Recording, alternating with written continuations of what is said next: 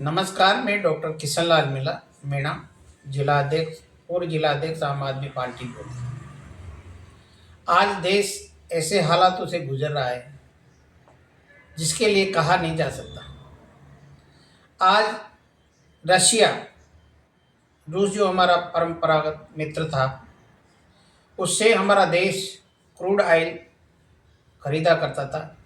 बड़े सस्ते दामों में क्रूड ऑयल वो देश हमारे को देता था, जिससे हमारे देश की अर्थव्यवस्था पर कोई बुरा असर नहीं पड़ता था। आज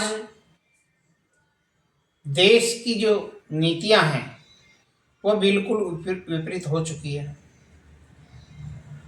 ट्रंप अमेरिका का जो राष्ट्रपति है, वह उसको बोलने का अंदाज़ा नहीं है भारत के प्रति, और हमारी मित्रता उस ओर बढ़ रही है, जो एक हमारे देश के लिए बहुत खतरनाक है।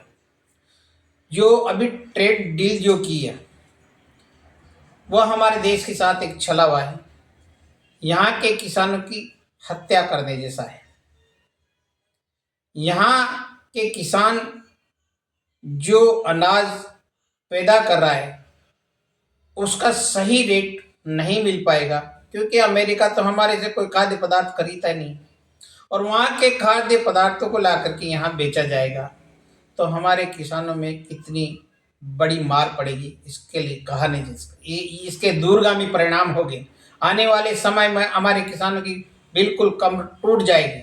हमारा देश बिल्कुल ये एक तरह से ये मान के चलो कि गिरवे रख दिया अमेरिका ने।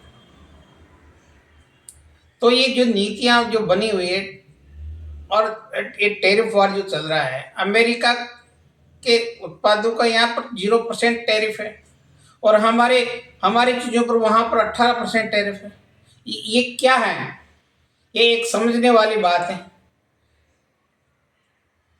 मतलब उसके नागरिक, अमेरिका अपने नागरिकों को कितना लाभ पहुंचा रहा है, और हमारे देश के नेता बिल्कुल दलालों जैसे बैठे हुए, चुपचाप बैठे हुए, दलाल बन करके बैठे हुए, हमारे देश को बेचने में लगे हुए ये लोग।